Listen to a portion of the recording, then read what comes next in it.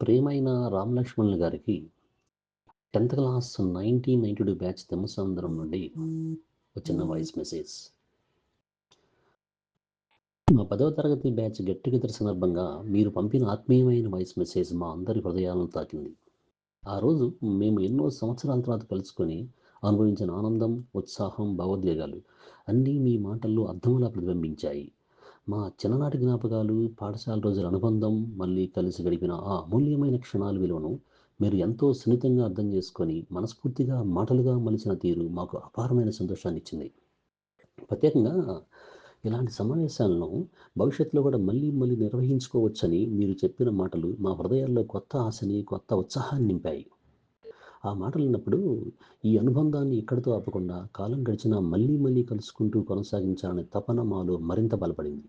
మీ voice message మా ఆనందాన్ని ఇంకొంచెం పెంచి, ఆ రోజు మేము అనుభవించిన ప్రతి భావోద్వేగానికి మరింత అర్థాన్ని చేకూర్చింది.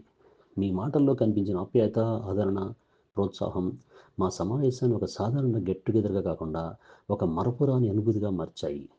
మా సంతోషాన్ని గుర్తించి, దాన్ని మరింత పెంచేలా స్పందించిన మీ మనసు గొప్పది. మీరు చెప్పిన ప్రతి మాట మా హృదయాల్లో ఒక మధురమైన జ్ఞాపకంగా నిలిచిపోతుంది.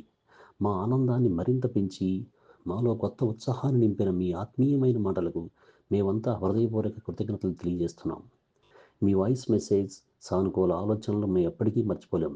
భవిష్యత్తులో కూడా ఇలాంటి సమావేశాలను మరింత ఆనందంగా, మరింత ఆత్మీయంగా నిర్వహించుకునేలా మీరు ఇచ్చిన ప్రోత్సాహం మాకు ఎప్పటికీ మార్గదర్శకంగా నిలుస్తుంది.